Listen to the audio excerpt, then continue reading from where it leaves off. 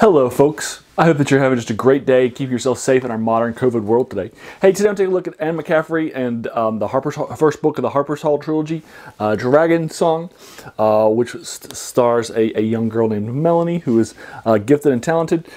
This is another trilogy that's set in the world of Pern by Anne McCaffrey. So I'm going to talk to you a little bit about it today. And so forth, what I think of it. I'll review it for you, give you a synopsis of it as well. So that's what we'll be looking at today. Now, this was actually the third book that was published in the Pern series. The first book, Dragonflight, was written very quickly in the late 60s. Less than 2 years later, the next book is published in the original Dragon Riders of Pern series. And then writer's block hit the writer. And it was years until she would publish the third and final book in that first trilogy, The White Dragon. In the meantime, she will publish this book, which is Dragonsong, which is specifically designed for young adults and is young adult fiction, and is also, and as is this trilogy, she'll write Dragonsong and its sequel, Dragonsinger, before she publishes the final book in the first trilogy that's for adults, and so forth. She was really enamored with this, and she really liked the characters and the world building that was happening here, and so forth. So she really got struck with that.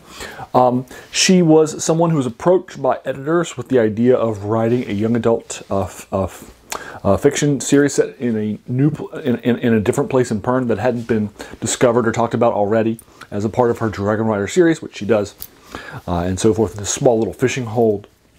And so forth, and she follows this girl, a young girl named Melanie. She is living in this colony of people that believe sort of being female, and means that someone shouldn't be singing, shouldn't be doing a lot of music, and shouldn't be teaching either. That those are both roles for men, and so forth. And her hold has somebody who is called a Harper, and this Harper is an older guy, and the Harpers are really respected by the members of the community, and this Harper sees a lot of talent with Melanie. And so he will kind of grow her talent. He'll mentor it and so forth. She'll help him with songs and singing and with teaching too. After he dies and before a new Harper is assigned, she'll actually teach the whole children music and so forth and other sorts of things while in between the two and so forth. But when the new Harper arrives, he's this young man, and so her family and others aren't going to let her do any more music. She's not allowed, and she's not allowed to teach either. Two things that she really enjoys doing. So she's frustrated. She's going to leave the hold and live life as a holdless person, which is hard in the middle of Threadfall. So as a reminder, this is set on the world of Pern.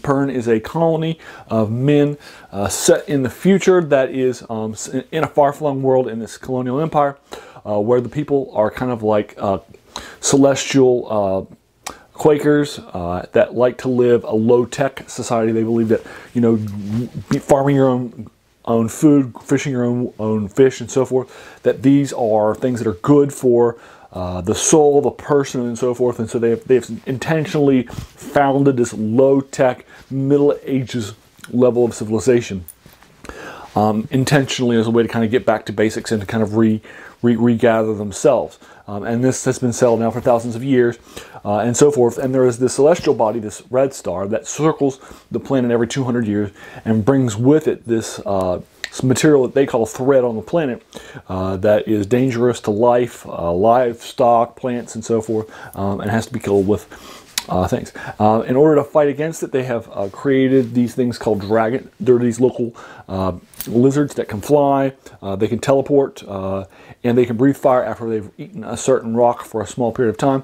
Fire is the weakness of these of thread, and is one of the ways that you can kill thread. So they have developed this community of dragon riders that will teleport and will fight thread in the skies before it falls on the ground and lands on the ground and hits people and kills people and so forth. So right now is the time of Threadfall, and it's happening, but she finds a safe cave to survive and so forth. And while she's there, she's actually going to impress these juvenile versions of dragons that are called fire lizards, and there are a number of them, golds, greens, blues, and so forth. And she will impress 9 fire lizards, which means that she can communicate with them psychically and so forth, and she'll be caring for them and so forth. And that in and of itself is a major, major feat Very few people will do it.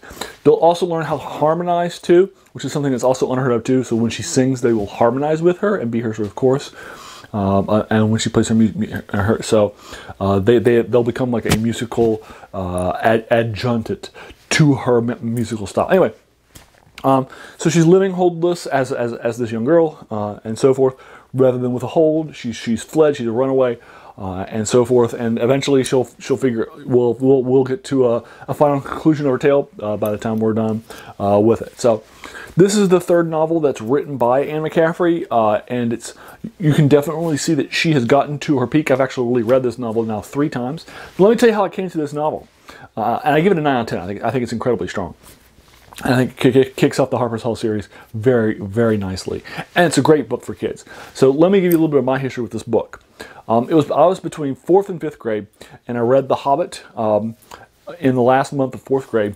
And then over the summer, between 4th and 5th grade, I read the Lord of the Rings trilogy, which is more for adults and its sequel. It took me a while. I had to slog through it. I finished it like a week before classes began. So classes began, and I was really enjoying this fantasy, and I wanted to see what other fantasy was available. So while I was in the school, so I checked out the school library on the first day of class to see what they might have available for me to check out and read. And sitting in there was a copy of Dragonsong by Anne McCaffrey. So I checked it out, and I took it home, and one of my classmates who had read it, somebody has really good friends with, he was going to gift the program to with me in Southern West Virginia, and he said this was a really good book too, and he enjoyed it. So I started reading it on the first day of class in my 5th grade year, and so forth. And I devoured it in 3 days. I knocked it out in 3 days. I really enjoyed Dragonsong, and so forth. My dad saw me reading it, and he enjoys a lot of science fiction and fantasy. And he says, "I own that trilogy. I could have loaned you that book if you wanted to read it." But so I borrowed the other. So I just borrowed the other 2 copies from my dad. I now own my own trilogy, so I can go back and read it anytime I want to.